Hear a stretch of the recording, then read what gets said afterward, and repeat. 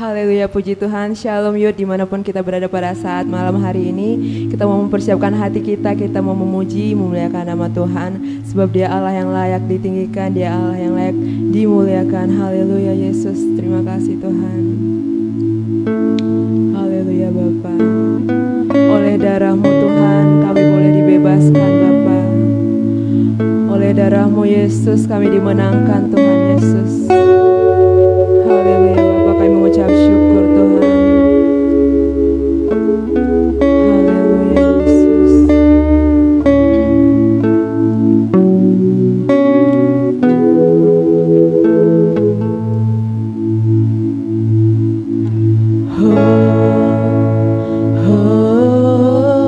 Ku bebas.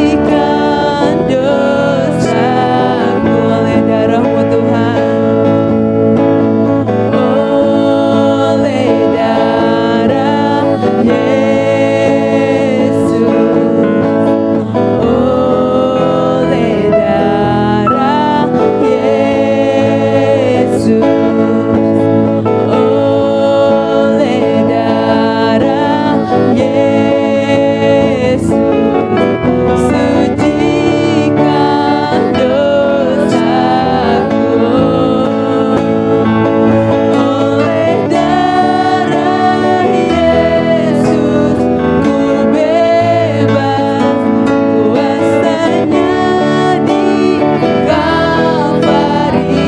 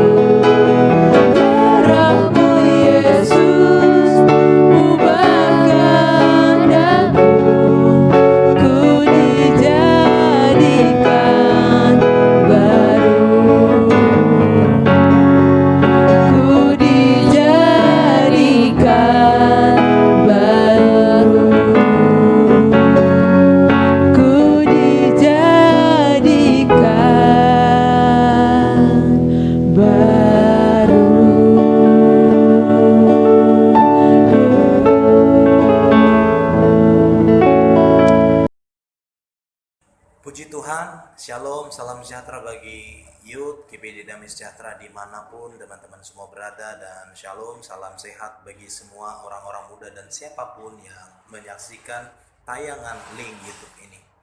Bersama saya Pendeta Hendrik Nababan, saya mengucap syukur berterima kasih kepada Tuhan oleh anugerahnya hari ini bisa menyampaikan hal yang penting, pesan yang penting bagi orang-orang muda. Sebelum kita mendengarkan firman Tuhan, mari kita berdoa. Bapa, terima kasih untuk siang ini, kemuliaan bagimu, hormat dan kuasa kekal selama-lamanya sampai selama-lamanya hanya bagi Tuhan saja. Hikmat, kebijaksanaan, kuasa, otoritas daripada Tuhan kami terima, sehingga setiap orang yang menyaksikan tayangan ini diberkati oleh Tuhan. Urapilah hamba yang tidak berguna ini, taruh perkataan ilahi yang membangun, yang menguatkan, yang mendorong dan menghibur. Bagi kemuliaan nama Tuhan, kami mengucap syukur, kami berterima kasih dan berdoa. Amin. Orang-orang muda yang dikasihi oleh Tuhan, William James pernah mengatakan, bagaimana kita mampu menangani, bagaimana kita bisa merasakan kecukupan, memikirkan kehidupan yang serba penuh dengan tantangan dan masalah. Salah satu cara terbaik adalah menaklukkan pikiran kita kepada pikiran yang lebih besar. Benar sekali, pikiran yang lebih besar itu adalah pikirannya Tuhan yang ada di dalam firman Tuhan. Nah, kali ini kita akan belajar 3 hal penting bagaimana Yusuf menangani overthinking. Menurut Badan Kesehatan Dunia, sampai tahun 2030, isu-isu kesehatan mental adalah tema-tema penting, bahkan menjadi sebuah fokus konsentrasi pendidikan dan pemberdayaan, baik itu keluarga, rumah tangga, ataupun gereja. Tentu teman-teman sering mendengar, mungkin buka di YouTube atau sekedar mendengarkan pembicaraan tentang insecure, rasa tidak aman, bicara tentang overthinking, bicara tentang kecemasan, kekhawatiran bagaimana nanti dengan masa depanku. Nah, kali ini izinkan supaya firman Tuhan menolong kita, memberikan penerangan, memberikan kekuatan, penghiburan, dan pilihan-pilihan yang tepat untuk kita bisa mengatasi overthinking dalam kehidupan kita. Satu bagian firman Tuhan dalam kitab Kejadian 50 ayat 20, izinkan saya membacakan bagi teman-teman semua. Demikian firman Tuhan, Kejadian 50 ayat 20, memang kamu telah mereka-rekakan yang jahat terhadap aku, tapi Allah telah mereka-rekakannya untuk kebaikan dengan maksud melakukan seperti yang terjadi sekarang ini, yakni memelihara hidup suatu bangsa yang besar.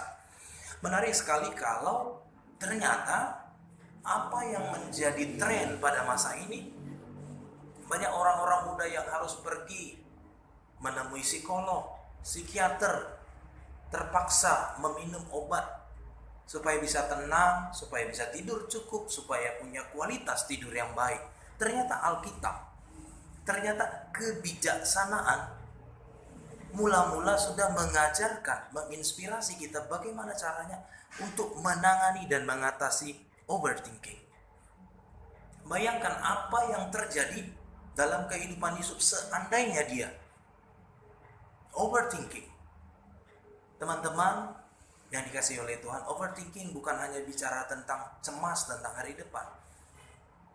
Satu kalimat sederhana yang menggambarkan apa yang dimaksud dengan overthinking. Overthinking adalah satu penyesalan akan masa lalu yang telah lewat. Sehingga kalimat seandainya dulu. Bagaimana jika seandainya aku tidak melakukan kesalahan.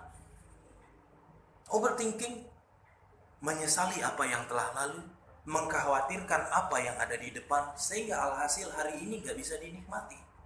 Nah, bayangkan kalau seandainya Yusuf overthinking, menyesali atau mengambil posisi sebagai korban.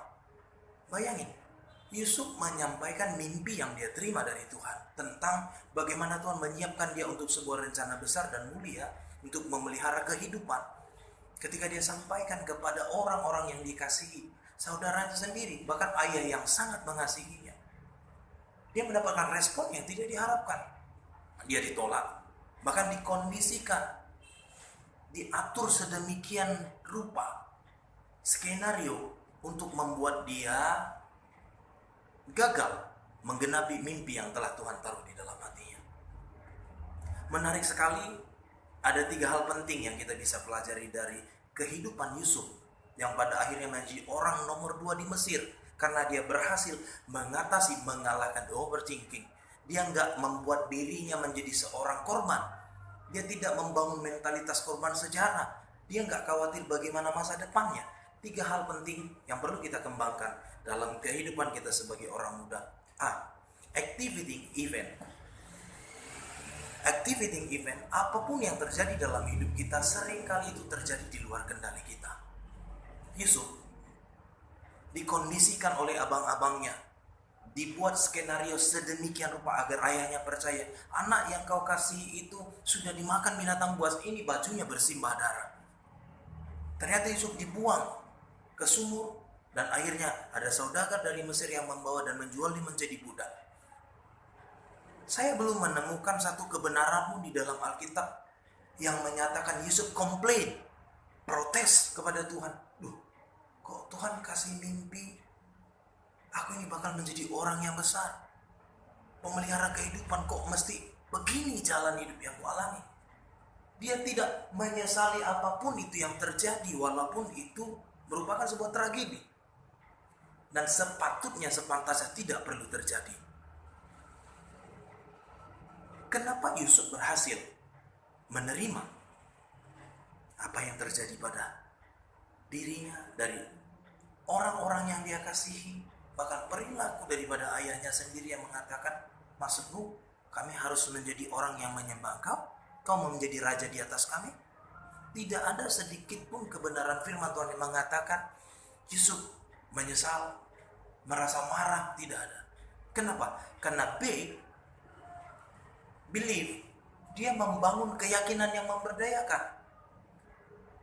Masuk sumur ke Mesir menjadi budak, difitnah oleh Potifar, masuk penjara, itu hanyalah sebuah sarana, itu hanyalah sebuah akademi pendidikan yang memang sudah disetting dan direncanakan Tuhan untuk melancarkan, untuk memuluskan, untuk mengantarkan Yusuf kepada goal menjadi orang nomor 2 di Mesir. Dan yang C, konsekuensi. Apa yang terjadi ketika Yusuf memilih untuk percaya, kalian mereka-rekakan semua itu untuk yang jahat, tetapi Tuhanku yang hebat, Tuhanku yang sempurna, Tuhanku yang besar dan yang mulia. Mereka-rekakan itu untuk mendatangkan kebaikan supaya aku ini benar-benar siap, supaya aku ini benar-benar mampu, supaya aku ini benar-benar layak menjadi pemelihara kehidupan. Apa yang bisa kita pelajari daripada Yusuf? 3 hal. Apapun yang terjadi dalam kehidupan kita, entahkah itu baik menurut kita atau tidak baik, entahkah itu nyaman menurut daging kita atau tidak nyaman, apakah ini biasa, normal dialami orang, atau ini di luar batas normal menurut pemikiran kita, ambil keputusan B, believe, meyakini, bangun sebuah keyakinan yang memberdayakan di dalam semua ketidakidealan, di dalam semua perihnya kehidupan, di dalam semua kondisi yang tidak biasa ini. Aku percaya Allahku turut bekerja di dalam segala sesuatu untuk mendatangkan kebaikan bagi orang-orang yang mengasihi Dia. Dan C, konsekuensinya, bagaimanapun masa lalu kita, terbatasnya dukungan, sumber daya, perhatian atau kontribusi untuk membuat kita sampai kepada puncak terbaik dalam kehidupan kita bisa di-cover oleh kepercayaan kita, keyakinan iman kita kepada Tuhan. Kalau A, B, dan C yang Yusuf lakukan mampu kita ikuti, saya yakin dan percaya apa yang terjadi dalam kehidupan Yusuf akan terjadi dalam kehidupan kita. Apa yang dialami Yusuf akan menjadi pengalaman yang indah dan tersendiri saat-saat kita mungkin hari ini mikir, mau jadi apa nanti? Bagaimana nanti nasibku di hari yang depan? Kalau kondisiku serba terbatas, serba gak jelas, serba gak pasti. Tapi percayalah, seperti Allah mengangkat kehidupan Yusuf, menjadikannya pemelihara kehidupan, demikian juga Allah yang sama akan mengangkat kehidupan kita. Tuhan yang sama akan mempromosikan kita untuk menjadi versi terbaik seharusnya diri kita menjadi, asal kita percaya segala sesuatunya dikerjakan Tuhan untuk sebuah tujuan. Tujuan itu adalah untuk kebaikan kita dan yang pasti untuk kemuliaan namanya. Kiranya Tuhan memberkati kita, kiranya Tuhan menguatkan kita, kiranya kita orang-orang muda yang percaya enggak lagi overthinking. Kenapa? Karena Dia setia. Dulu, sekarang, dan selama-lamanya Tuhan berkuasa. Tidak dibatasi tempat, ruang, dan waktu. Firman-Nya iya dan amin. Dia cukup untuk semua kebutuhan kita. Dia cukup untuk masa lalu kita, masa sekarang, dan masa yang akan datang. Kiranya sharing singkat ini akan memberikan sebuah pemahaman, ya minimal membangun sebuah pemikiran yang baru, kekuatan yang baru. Apapun yang terjadi dalam hidup kita sebenarnya tidak akan mempunyai dampak atau daya rusak dalam hidup kita, karena kita percaya Tuhan sendiri yang menjadi penolong dalam hidup kita. Sekalipun 1000 rebah di sisi kiri, 10.000 di sisi kananku, tetap Tuhan yang menjadi penopang dalam hidupku. Doa saya percaya ketika kita percaya di dalam segala sesuatu, Allah bekerja mendatangkan kebaikan. Dalam perasaan-perasaan kita mungkin membina hubungan atau mempersiapkan masa depan, Tuhan ada di sana. Dia mengerti, Dia memahami, bahkan Dia merancangkan, Dia menyediakan lebih dari apa yang kita minta dan kita doakan. Tuhan Yesus memberkati kita. Tidak ada lagi overthinking, karena segala perkara dapat kutanggung di dalam Yesus yang memberikan kekuatan bagiku. Saya bersyukur, berterima kasih teman-teman. Dari seorang pengguna narkoba, pernah mengalami keputusasaan, berulang kali pingin bunuh diri, tapi oleh anugerah Tuhan sekarang saya bisa menjadi hamba Tuhan. Dari tahun 2007 sampai sekarang 2021, kurang lebih 14 tahun di dalam segala kelemahan, kekurangan, dan keterbatasan saya diizinkan Tuhan untuk mendampingi orang-orang depresi bangkit, orang yang narkoba bisa pulih kembali, membangun jati dirinya yang baru di dalam Tuhan. Saya percaya Tuhan yang sama sedang bekerja dalam hidup kita. Tuhan Yesus memberkati kita. Tuhan memberkati Youth GPD Damai Sejahtera. Shalom, mari kita berdoa. Lebih dari apa yang hamba-Mu tahu Tuhan, kuserahkan setiap orang-orang muda yang menyaksikan tayangan ini. Diberkati Youth GPD Damai Sejahtera. Diberkati setiap orang-orang yang mendengar. Kami menjadi orang yang tangguh, orang yang cakap menanggung segala perkara. Dalam nama Yesus kami mengucap syukur dan berdoa. Amin.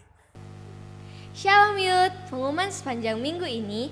Di hari Minggu ada ibadah 2 sesi. Di sesi pertama jam 10 pagi dan di sesi kedua jam 6 sore. Dan di setiap hari Sabtu ada ibadah Youth online jam 7 di YouTube channel Youth Damai Sejahtera. Sekian, terima kasih, God bless you.